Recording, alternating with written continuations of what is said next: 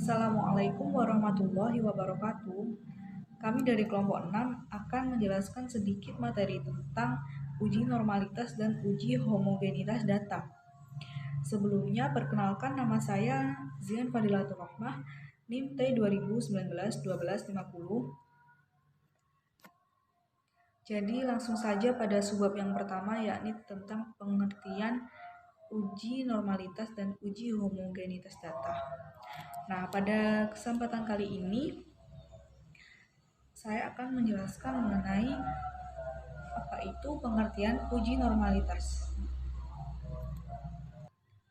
Nah, uji normalitas itu merupakan suatu prosedur yang digunakan untuk mengetahui apakah data berasal dari populasi yang terdistribusi normal atau berada dalam sebaran normal. Nah, distribusi normal sendiri itu adalah distribusi simetris dengan modus, mean, dan median berada di pusat. Distribusi normal diartikan sebagai distribusi tertentu yang mana ia tuh memiliki karakteristik berbentuk seperti lonceng. Jika dibentuk menjadi histogram seperti gambar di samping. Uji normalitas biasanya digunakan untuk mengukur data berskala ordinal, interval, ataupun rasio. Jika analisis menggunakan metode parametrik, maka persyaratan normalitas harus terpenuhi, yaitu data berasal dari distribusi yang normal. Jika data tidak berdistribusi normal, atau jumlah sampel itu sedikit, dan jenis data adalah nominal atau ordinal, maka metode yang digunakan adalah statistik non-parametrik.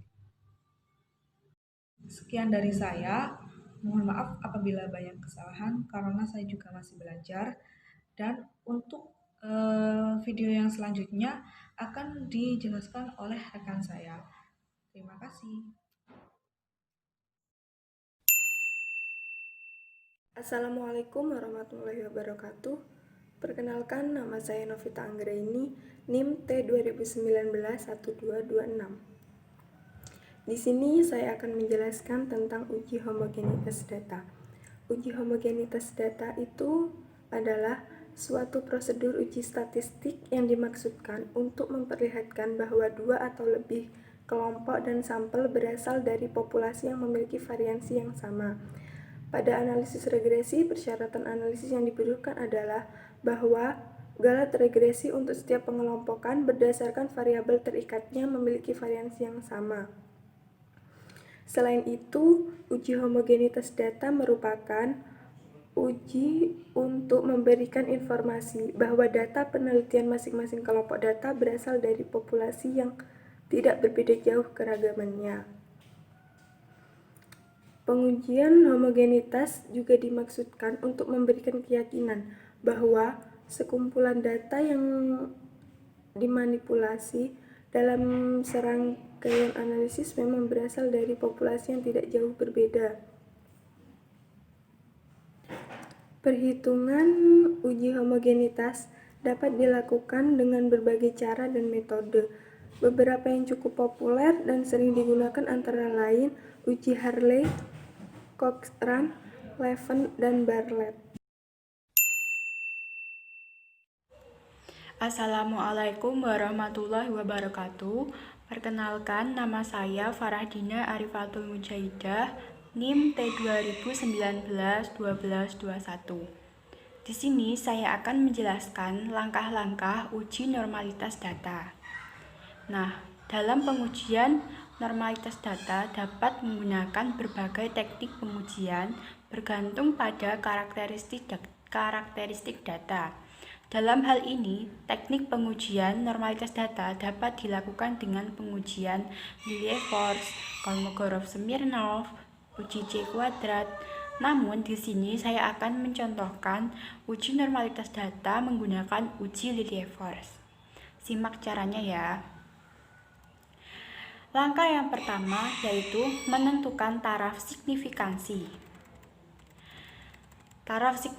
Misalkan pada A sama dengan 5% atau 0,05 dengan hipotesis yang akan diuji. H0 sama dengan data berdistribusi normal, H1 sama dengan data tidak berdistribusi normal. Dengan kriteria pengujian, jika LO atau Lilie-Force observasi sama dengan L hitung kurang dari L tabel, maka HO-nya diterima.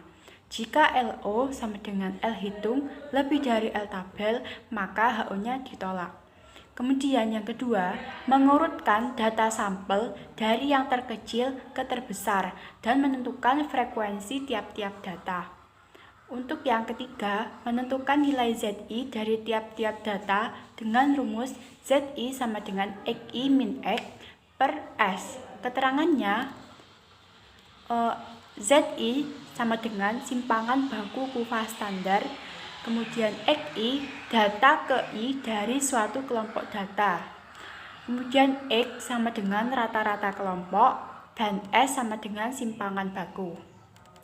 Kemudian yang keempat, untuk menentukan FZI digunakan nilai luas bawah kurva normal baku. Jika ZI-nya itu positif, maka ditambah 0,5. Namun jika ZI-nya negatif, maka dikurangi 0,5. Selanjutnya, untuk menentukan SZI yaitu dengan menghitung proporsi frekuensi kumulatif atau FK berdasarkan jumlah frekuensi seluruhnya. Untuk yang ke-6, menentukan selisih antara FZI dikurangi dengan SZI dengan mengambil harga mutlak terbesar yang disebut dengan Lilie-Force observasi atau LO, kemudian melihat harga Lilie-Force tabel atau LT untuk N sebanyak jumlah sampel dan taraf signifikansi pada A sama dengan 0,05. Yang terakhir, jika harga LO kurang dari LT, maka pengujian data tersebut berdistribusi normal. Oke teman-teman, kita di sini ada contoh data. Nah, ini datanya. Untuk langkah penyelesaiannya, yang pertama, kita mengurutkan data dari yang terkecil sampai data terbesar. Kemudian, menentukan frekuensi absolut atau FA dan frekuensi kumulatif atau FK, seperti pada tabel berikut ini. Kemudian, setelah itu, langkah yang kedua, kita mengubah tanda skor bilangan baku ZI. Untuk mengubahnya digunakan rumus ZI XI min X bar per S, di mana XI ini sama dengan skornya, kemudian X bar nilai rata-rata hitung atau meannya, dan S simpangan baku. Karena mean dan simpangan bakunya belum diketahui, oleh karena itu, kita cari terlebih dahulu mean beserta simpangan bakunya. Mencari harga mean dengan rumus M sama dengan sigma Fx per N. Nah, kita lihat pada tabel berikut ini, sigma Fx kok bisa 440? Nah, sigma Fx itu penjumlahan dari X-nya ini. Nah, ini dijumlahkan, hasilnya 440. Sedangkan N-nya sama dengan 10. N-nya itu jumlah datanya ini. Jadi, 440 dibagi 10 sama dengan 44. Kemudian, meannya kan sudah ketemu. Kita cari simpangan bakunya dengan rumus SD sama dengan akar sigma X kuadrat per N. SD itu standar deviasi atau simpangan baku. Kemudian X kecilnya ini dicarinya dari data min mean. seperti contohnya dalam tabel berikut ini. Nah, ini kok bisa min 9? Nah, ini X min MX. X itu datanya ini, MX itu meannya ini. Jadi, 35 dikurangi 44 hasilnya min 9. Untuk X kuadrat itu, min 9 dikali 9, 81, 6 kali 6, 36, dan seterusnya. Nah, dari tabel, maka dapat dihitung harga simpangan bakunya. Masukkan ke rumus, SD sama dengan akar sigma X kuadrat per N sama dengan 228. 228 ini penjumlahan dari X kuadrat ini. Nah, 228 per N jumlahnya data, yaitu 10. Hasilnya sama dengan akar 22,8. Akar dari 22,8 sama dengan 4,77. Nah, simpangan bakunya sudah ketemu, kita langsung mencari harga ZI-nya. Untuk mencari harga ZI-nya tadi, XI min X bar sama dengan XI min X bar per S. XI itu datanya, ini untuk data yang pertama, 35 dikurangi 44 sama dengan 4 per 4,77 sama dengan min 1,88. Nah, sudah ketemu ZI dari data yang pertama. Seterusnya pun begitu. Nah, jika ZI-nya sudah ketemu, teman-teman, karena FZI-nya tadi sudah ketemu, maka kita, LZI-nya yang ketemu, maka kita mencari FZI. Untuk mencari FZI, menggunakan nilai luas di bawah kurva normal baku. Contohnya seperti untuk ZI yang pertama, hasilnya tadi kan min 1,88. Maka FZI-nya 0,5 dikurangi 0,4699 sama dengan 0,0301. Nah, kenapa ini dikurangi? Karena ZI-nya ini minus, maka dikurangi. Nah, 0,4699 ini dari mana? Ini melihat pada tabel Z. Saya contohkan ya. Misalnya untuk ZI 0,20. Kita mengambil contoh ZI-nya itu 0,2. Jadi kita tarik ke sini karena tadi 0,20 dan di sini 0,00, jadi kita tariknya ke kanan sini. Nah, maka di sini hasilnya 0,0793. Jadi seperti itu cara mencarinya ya teman-teman. Nanti kita lihat apakah di soal yang tadi, tabel yang tadi itu juga 0,0793. Benar teman-teman, ini 0,20, maka FZI-nya FZI 0,5, karena ini plus maka ditambah, jadi 0,5 ditambah 0,0793 hasilnya sama dengan 0,5793. Untuk menentukan SZI ini ditentukan dengan cara menghitung proporsi frekuensi kumulatif dengan berdasarkan jumlah frekuensi seluruhnya. Untuk ZI yang pertama atau data yang pertama kita tulis 1 di sini, untuk data yang kedua kita tulis 2, kemudian 1 dibagi 10, 10 itu jumlah datanya tadi sama dengan 0,1. Nah, ini fungsi mengapa kita harus mengurutkan datanya dulu dari yang terkecil ke yang terbesar ya untuk menentukan ini. Setelah SZI-nya ketemu semua, kita menentukan selisih mutlak FZI dikurangi SZI dengan mengambil harga mutlak terbesar yang disebut Lilliefors observasi. Kemudian melihat harga Lilliefors tabel atau LT untuk N sebanyak jumlah sampel dan taraf signifikansinya pada alfa sama dengan 5% atau 0,05. Nah, kita lihat pada tabel. Nah, untuk menentukan mutlak FZI dikurangi SZI. Nah, FZI ini dikurangi SZI. Perlu diketahui, hasil dari mutlak FZI dikurangi SZI ini selalu positif ya teman-teman. Nah, ini ketemu, semuanya ketemu. Pokoknya FZI ini dikurangi dengan SZI-nya. Teman-teman, untuk selanjutnya, berdasarkan tabel di atas dapat dilihat bahwa harga LO yang terbesar itu sama dengan 0,1056. Sedangkan harga LT-nya dengan N sama dengan 40 dan pada taraf nyata 0,05 sama dengan 0,258. 0,258 itu dari mana? Nah, 0,258 itu dari jumlah datanya ini.